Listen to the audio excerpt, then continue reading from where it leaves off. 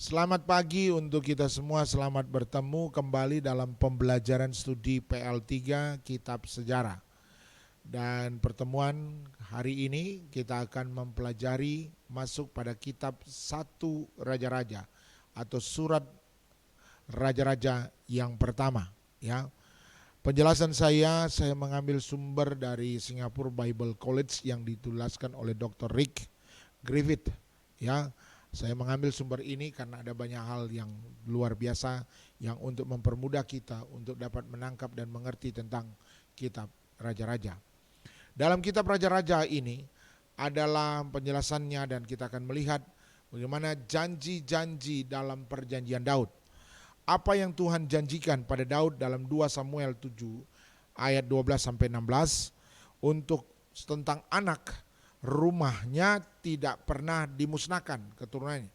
Kerajaan, pemerintahan secara politik setiap raja Yerusalem merupakan keturunan langsung dari Daud itu sendiri. Tahta Daud sebagai perjanjian kekal itu dalam ayat 16 dalam 2 Samuel 17. Orang yang berhak memerintah akan mengingat keluarganya selamanya. Dan kaitannya janji Allah tentang bait suci tidak Daud tetapi Salomo yang akan membangunnya. Kemudian Tuhan juga memberikan suatu hal tentang kaitan dengan disiplin, aturan, bahwa Tuhan akan membinasakan raja-raja yang tidak taat tetapi masih dalam kondisi mengingat akan janji-janji Allah kepada Daud secara khusus. Kita lihat kata kunci dari kitab Raja-Raja ini adalah pembagian. Karena kita akan melihat ada hal yang mulai dalam kitab Raja-Raja ini apa yang dimaksud dengan pembagian itu sendiri. Ya. Ayat kunci 1 Raja-Raja 11 ayat 34 sampai 35. Bukan dari tangannya akan kuambil seluruh kerajaan itu. Aku akan membiarkan dia tetap menjadi raja seumur hidupnya oleh karena hambaku Daud yang telah kupilih dan yang tetap mengikuti segala perintah dan ketetapanku. Tetapi dari tangan anaknya lah aku akan mengambil kerajaan itu dan akan memberikannya kepadamu, yakni 10 suku. Ini kata kunci. Sehingga ringkasannya, kekayaan Salomo yang berasal dari kesetiaan pada Taurat berakhir dengan ketidaktaatan yang menyebabkan terbaginya kerajaan dengan raja-raja yang kebanyakan jahat di Israel. Dan Yehuda, untuk mengingatkan Yehuda akan kesetiaan Tuhan pada perjanjian Daud, dan hal itu memerlukan pun ketaatan pada Taurat.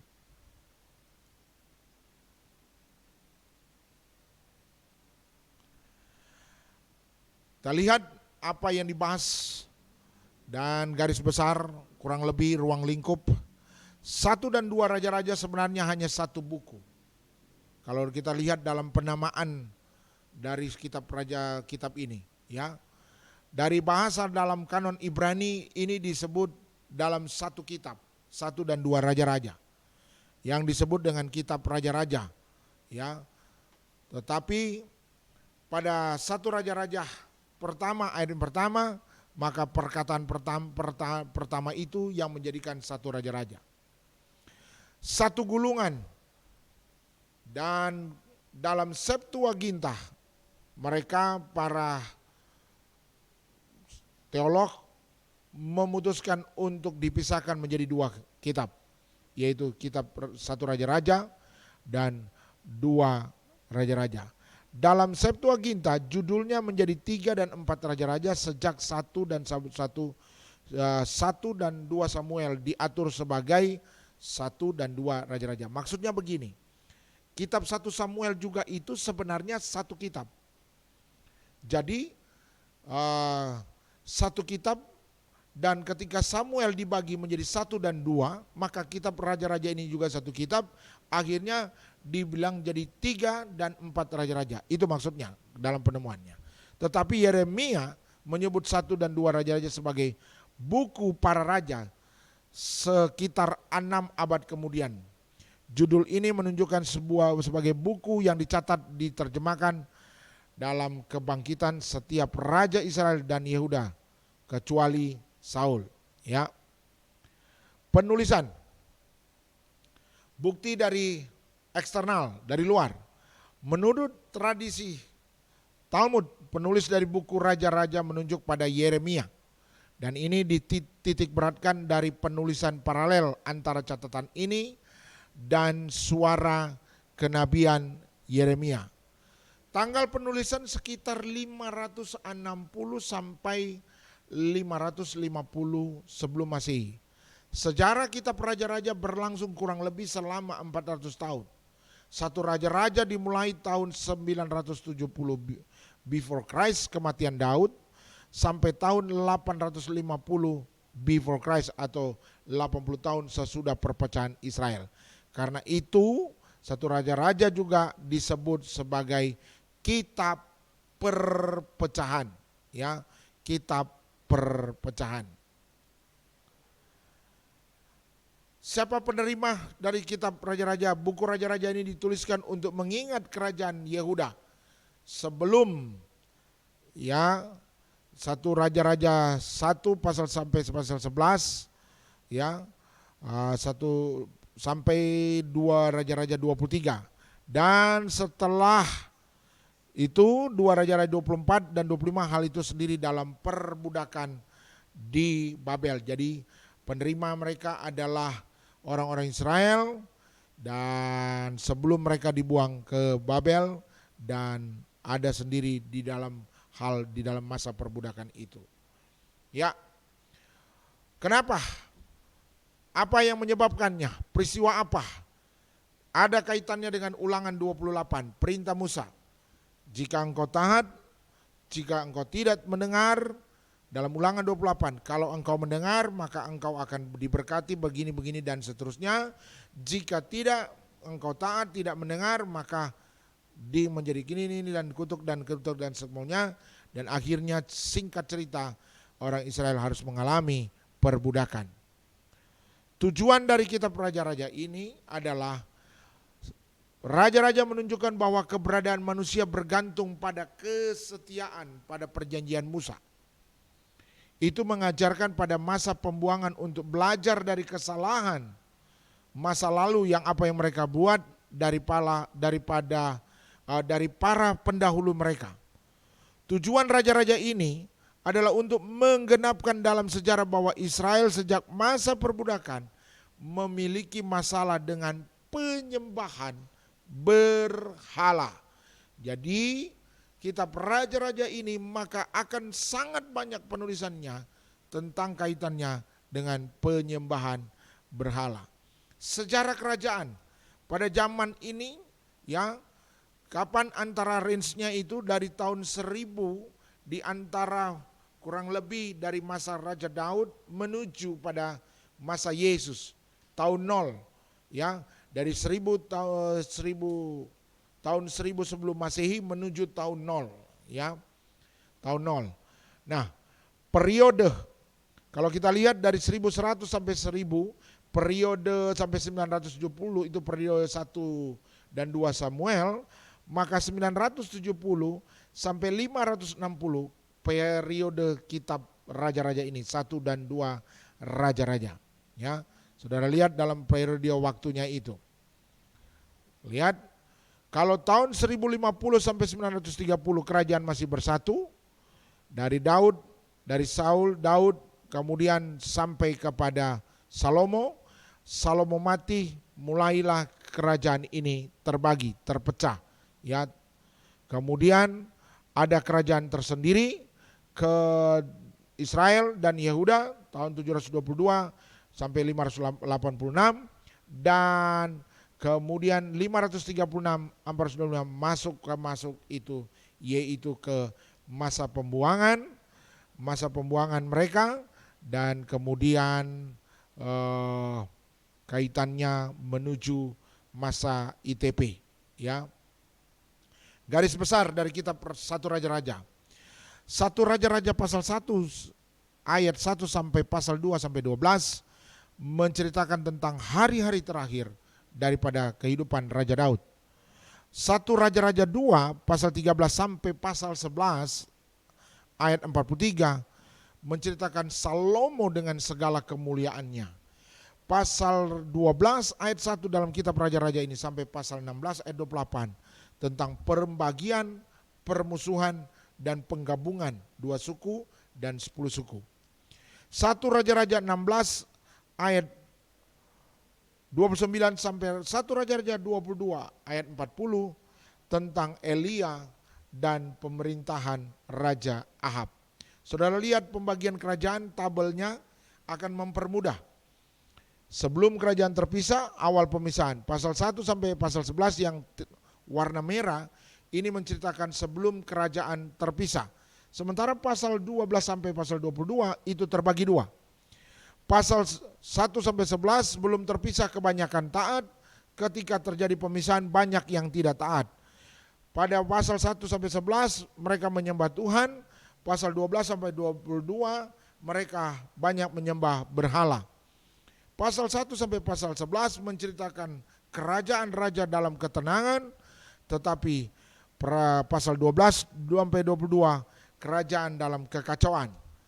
Ibu kotanya Yerusalem, sementara pasal 12 sampai pasal 2 terjadi dua ibu kota. Ibu kota Israel adalah Samaria, sementara ibu kota Yehuda Yerusalem. 40 tahun dalam masa kepemimpinan Salomo dari 971 sampai 931 sebelum Masehi, dan 80 tahun masa raja-raja yang terpisah 931 sampai 852 sebelum Masehi. Saudara lihat kolomnya di bagian bawah ini.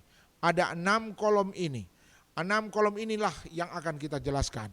Mari kita lihat yang kolom pertama di bagian sebelum kerajaan terpisah, yaitu pasal 1 pasal sampai pasal 2. Pasal 1 sampai pasal 2 hari-hari terakhir Raja Daud.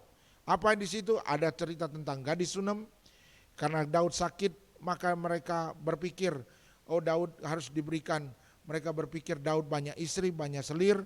Jadi berpikir kalau kasih wanita yang cantik dan mudah, Daud mungkin akan jadi sembuh. Dan mereka memberikan gadis Sunem ini. Tetapi Alkitab dengan jelas Daud tidak menyentuh gadis Sunem ini. Ya. Kemudian ada menceritakan tentang pemberontakan Adonia. Karena melihat Daud sakit, maka Adonia mengangkat dan mencoba mengambil alih dan memberontak dan mengambil alih kedudukan raja itu. Tetapi Adonai sendiri tidak berhasil. Dan Salomo secara cepat mengangkat Salomo menjadi, Daud mengangkat Salomo menjadi raja, ditulis dalam pasal 1 ayat 32 sampai 53. Dan ayat pasal 2 ayat 1 sampai 9, instruksi Daud kepada Salomo berbicara tentang apa yang harus Salomo lakukan, lebih khusus tentang bait suci. Pasal 2 ayat 10-11, kematian Daud. Salomo meminta hikmat. Pasal 3 ayat 1-15, Salomo ketika diangkat menjadi raja, dia meminta hikmat. Lihat dalam segala kemegahannya Salomo. Itu ditulis dalam pasal 2 sampai pasal 11 ayat 43. Apa yang dilakukan Salomo? Dia membangun kekuatan. Hikmat yang dianugerahkan kepada dia luar biasa. Banyak persoalan-persoalan dan hal-hal yang tidak sukar untuk diberikan jalan keluar. Salomo, karena hikmatnya, dia diberikan Allah secara khusus, bukan hanya hikmat. Karena dia berdoa meminta hikmat, maka Allah mengaruniakan kekayaan kepadanya. Jadi kisah tentang dua orang ibu yang melahirkan anak, dan anaknya yang satu mati dan anak yang satu hidup, itu juga menjadi cerita yang terkenal dalam kitab dan apa yang dilakukan oleh Salomo. Salomo juga mengatur kerajaannya sehingga kerajaannya menjadi raja yang besar, masyhur, kemegahannya. Bahkan Alkitab bilang tidak ada lagi pengganti yang semegah dan sehebat Raja Salomo. Kemudian Salomo pun mulai membangun bait suci. Ya, dalam 1 Raja-Raja 3 pasal 3 sampai pasal 8, hikmat dan kemuliaan Salomo Ini menceritakan semua, dan Salomo pun membangun bait Allah. Slide yang berikut, saudara-saudara lihat tabel dena atau site tentang struktur ataupun keadaan wilayahnya, ya. Wilayahnya saya lihat, saya mengutip ini, saudara lihat di mana posisi-posisinya, dan ini menjelaskan slide yang berikut mana itu Bukit Moria, ya, Betsaida, Bukit Betsaida, ya. Kemudian ini daripada tentang hal kaitannya untuk pembangunan bait Allah, ya. Dan slide yang berikut saudara lihat ada tempel Salomo, tempel di Bukit Salomo sendiri, ya. Tentang itu, tempel itu adalah bait Allah itu sendiri, ya. Kalau melihat cara Salomo itu, dia mengembang ke arah utara, ya, ke arah ke atas daripada gambar saudara-saudara. Dan lihat saudara-saudara gambar bait suci, inilah kira-kira gambaran bait suci yang kemegahannya luar biasa yang dibangun oleh Salomo. Salomo membangun bait suci, semua yang diperlukan Daud telah menyiapkan sebelumnya, ya. Lihat ini bait suci Salomo dalam bentuk dena yang dibangun oleh bait suci Salomo. Saudara-saudara lihat, dan saudara melihat gambarnya sendiri. Saya tidak perlu berlama-lama di situ. Dan ini dimensi daripada bait suci, ya. Ada holy place, dan ada ruang maha kudus, ada gudang, kemudian di depan ada altar, dan ada kolom pembasuhan dan semuanya, ya. Ada tempat pembejanan pembasuhan, tetap itu ada. Jadi konsepnya tabernakel tetap, tetapi Salomo membangunnya dalam bentuk yang sudah permanen. Kemegahannya, Salomo tidak hanya membangun bait suci, tapi dia membangun istana juga, tempat kediamannya. Pasal 7 ayat 1 sampai 8. Saudara lihat perkakas-perkakas dari bait suci itu, semua dalam lapisan emas. Saya sudah lupa, kurang lebih kalau nggak salah berapa ton emas dihabiskan untuk membangun, dan peralatan-peralatan emasnya yang luar biasa. Ini membuat kekaguman yang luar biasa. Bait Allah penuh dengan lapisan aluran atau gagang pintu, semua peralatan-peralatan emasnya yang luar biasa, ya. Itu yang sudah disiapkan. Lihat setelah bait 1 Raja-Raja pasal 2 pasal 8 maksud saya, 1 Raja-Raja pasal 8 ayat 1 sampai 66, ketika bait suci Salomo sudah selesai, maka Salomo menyerahkan kepada imam-imam dan buatlah perayaan pentabisannya yang sungguh luar biasa. Kekayaan Salomo, kemuliaan dan kehormatan Salomo didengar bangsa-bangsa lain, sehingga ratu dari negeri lain kagum dan datang. Ratu ini datang, dia bukan cuma datang sendiri, tetapi dia datang dengan pengawal-pengawalnya. Dan Raja Salomo dengan kesombongan dan kemegahannya, dia menunjukkan dan membawa kepada ratu ini semua apa yang telah dilakukan dan dibangun. Ini merupakan sebuah, menurut saya, kesalahan.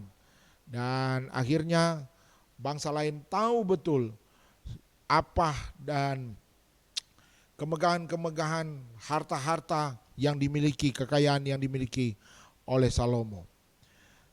Lihat, kita sudah melihat di bagian tabel, yaitu pendirian dan pembersihan. Kita akan lihat pasal yang berikut, yaitu penjelasan dari tabel berikutnya, saudara-saudara. Ketaatan dan kebangkitan, ya, kemunduran dan ketaatan daripada Salomo itu. Salomo menjadi banyak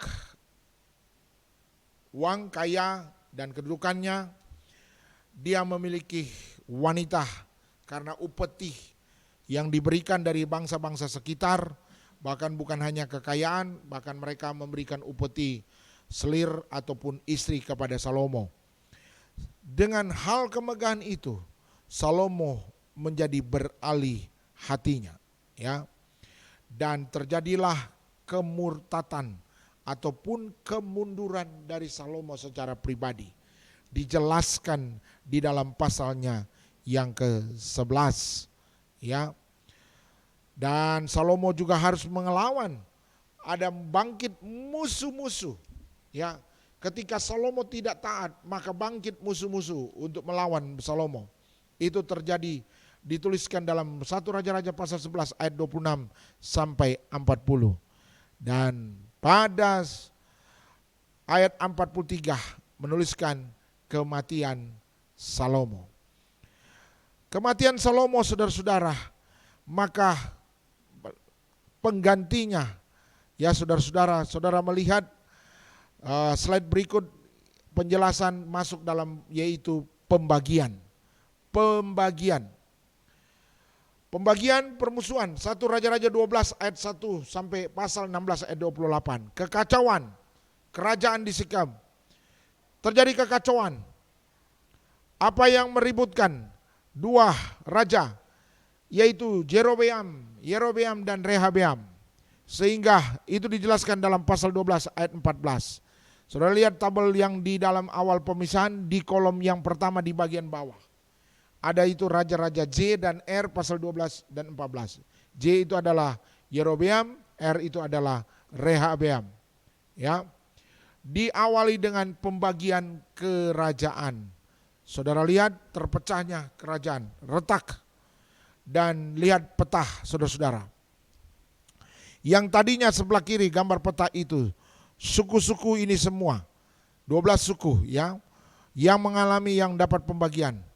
Maka terbagilah menghadap utara, di bagian sebelah, saudara-saudara, di sebelah kanan peta yang sebelah kanan, saudara melihat Israel di bagian utara dengan 10 suku, maka di bagian bawah, ya Benyamin, Yehuda, Benyamin, Simeon, suku Yehuda. Ini bagian selatan dengan ibu kotanya Yerusalem. Maka ini terbagilah dua dalam penjelasan ini, saudara-saudara. Ya, saudara lihat dalam penjelasan peta ini. Setelah terjadi pemisahan, pembagian dan permusuhan dan penyatuan dalam 10 suku dan 2 suku, maka cerita Alkitab dalam 1 Raja-Raja ini, pasal 12 ayat 25 sampai 14:20, menceritakan permulaan kerajaan 10 suku itu, yaitu kerajaan Israel. Dinamikanya terjadi di sana, dan ceritanya kurang lebih maju mundurnya apa yang dilakukan, itu diceritakan semua. Sementara di bagian selatan, cerita bagian kesetiaan mereka, ya, itu dalam 1 Raja-Raja 14 ayat 21, 1 Raja-Raja sampai pasal 15 ayat 24. Sementara di ayat 25 itu terjadi revolusi dan terus bergerak raja di Israel, terus bermasalah, ya. Saudara lihat konteks ini dua bagian dari Yehuda dan Israel. Rehabeam pada masanya, dan ada Raja Abiam, ada Raja Asa, dan ada Raja Yosafat. Sementara di Israel ada Raja Yerobeam, ada Raja Nadab, ada Raja Basa, ada Raja Ela, ada Raja Zimri, ada Raja Tibni, ada Raja Omri, ada Raja Ahab, dan ada Raja Ahazia. Nanti kita akan lihat ini kaitannya dengan Ahab di bagian Israel ini. Saudara-saudara, sekarang kita lihat masuk dalam penjelasan tentang Elia dan pemerintahan daripada Ahab, ya. Elia banyak berurusan, ada muncul nabi yang hebat dan nabi yang berkasa. Ya, saudara lihat dalam kolom bagian sebelah kanan yang paling bawah, di 2 kolom dari pojok kanan, ya, yang bagian bawah, Ahab dan Elia. Ahab raja dari Israel, sementara Elia adalah nabi yang memberikan pengertian ataupun peringatan-peringatan kepada Ahab.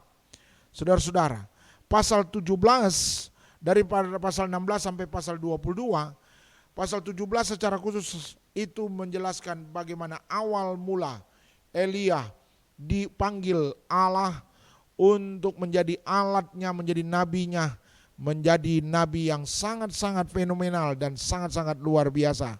Ya, Diawali dengan cerita mujizat yang dilakukan Elia, yaitu kepada janda di Sarfat. Janda yang anaknya mati, kemudian Elia membangkitkannya dan menghidup kembali, dan dia tinggal selama beberapa lama dengan janda di Sarfat. Dan ada cerita tentang tepung seefat yang dia punya dalam genggaman, tapi mencukupkan buat kebutuhan janda itu dan anaknya sampai dengan Elia, sampai dengan sesudah masa kelaparan itu. Luar biasa, ya. Saudara lihat slide-nya berikut, Elia dan Obaja, ya. Pasal 18 ayat 1 sampai 15 ada cerita tentang Elia dan Obaja pada masa-masa itu. Kemudian slide yang berikut, cerita 18 pasal 18 ayat 16-46, cerita di Gunung Karmel. Elia di Gunung Karmel. Ya, Elia berhadapan dengan 400 nabi-nabi Baal. Ya, dalam persembahan korban, di mana orang-orang 400 nabi-nabi ini menyeru-nyerukan, menari-nari untuk supaya korban bakarannya terbakar, tetapi tidak datang api yang membakar korban bakaran itu. Justru pemakaian Allah secara yang fenomenal yang menyatakan perbedaan antara nabi yang benar dan Baal, penyembahan yang benar dan bukan penyembahan yang tidak benar, itu dibedakan dan muncul nampak sekali, jelas sekali. Dan Elia menunjukkan keperkasaan dalam pemakaian Tuhan yang luar biasa. Korban bakaran sudah disiram air, kemudian di sekelilingnya disiram air, tetapi justru itu yang terbakar. Secara logika hukum alam itu tidak mungkin terbakar.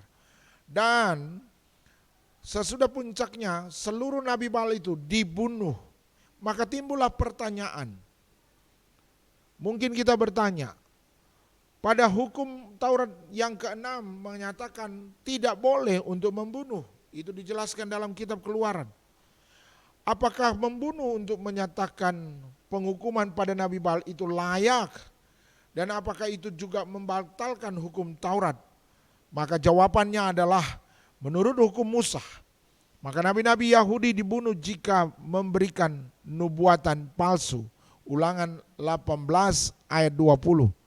Jadi penyembahan berhala juga layak untuk dihukum mati. Keluaran 22 ayat 20. Sebagaimana kita menghujat Imamat 24 ayat 15 dan 16 dan penyembahan berhala atau berzina dalam Imamat 20 ayat 10, sebagaimana semua nabi Baal itu bersalah memberikan, maksud saya dalam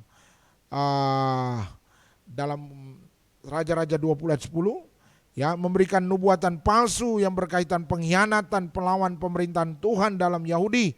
Dan hukumannya tidaklah mengherankan, dan biasanya keadilan Tuhan dinyatakan bahwa dia tidak hanya berdaulat atas seluruh hidup, ya, namun juga sungguh adil dalam memutuskan. Intinya adalah Allah tidak mentolerir dalam penyembahan berhala. Ini menegaskan bahwa kedaulatan Allah yang sungguh bukan membatalkan hukuman, ya, bukan membatalkan hukum itu. Kemudian saudara-saudara, saudara lihat bagaimana kuasa Tuhan meliputi Elia. Elia mendahului Ahab. Elia pulang karena Elia sudah suruh pulang, akan datang hujan. Tetapi Elia justru mendahului Ahab ke Yezreel. Itu dalam kuasa yang meliputi Elia secara khusus. Kemudian Tuhan menampakkan diri kepada Elia dalam pasal 19 ayat 9 sampai 18. Hal-hal ini saudara-saudara sangat penting saudara-saudara. Sebab dalam kitab Wahyu ada kaitan-kaitannya, apa yang digambarkan di sini akan muncul juga dan kaitannya di dalam kitab Wahyu. Kenapa saya membahas ini? Supaya saudara juga tidaklah asing ataupun saudara masuk dalam rangkaian pengantar untuk menuju kepada kitab Wahyu. Kemudian saudara-saudara, dalam slide yang berikut saudara-saudara lihat panggilan Elisa. Bagaimana Elisa dipersiapkan menjadi seorang nabi yang akan kedudukannya menggantikan Elia. Saudara-saudara, mari kita lihat hubungan antara Elia dengan pemerintahan Ahab.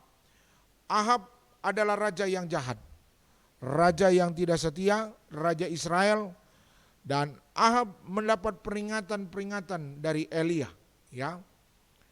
Dan Ahab mengadakan peperangan melawan Syria, peperangan antara Israel dan Syria di dalam Keluaran 20. Raja-Raja 20 ayat 1 sampai Raja-Raja 22 ayat yang ke-53. Ada hal yang dilakukan oleh Ahab, yaitu merebut kebun anggur yang dimiliki oleh Nabot. Dalam serangkaian cerita palsu, cerita fitnah, sehingga Nabot harus mengalami fitnahan, dan Nabot dirajam, dan Nabot harus mengalami kematian. Darahnya dijilat oleh anjing. Hal yang sama pun Ahab pun mengalami juga. Darahnya Ahab pun mati, dia dijilat pun anjing. Siapa yang merasuki dan membuat Ahab bertindak salah? Istrinya, ya. Istrinya, saudara-saudara, yang memberikan masukan-masukan yang sehingga dengan cara rekayasa merebut daripada kebun anggurnya Nabot, saudara-saudara. Dalam cerita di Ramot Gilead, peperangan yang dilakukan Ahab, dan Ahab pun mengalami kematian.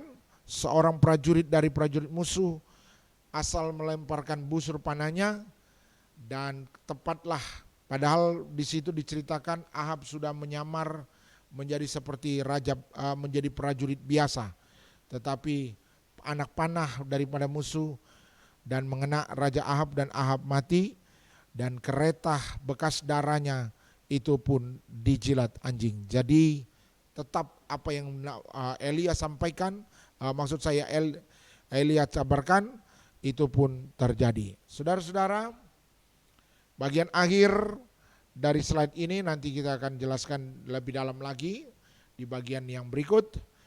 Raja-raja setelah Ahab, yaitu dari Yehuda ada Yosafat, kalau di bagian Israel ada Ahazia. Dan sesudahnya ini kita akan masuk dalam kitab 2 Raja-Raja, dan nanti kita akan lihat dalam pertemuan yang berikut minggu depan. Tuhan Yesus memberkati. Shalom.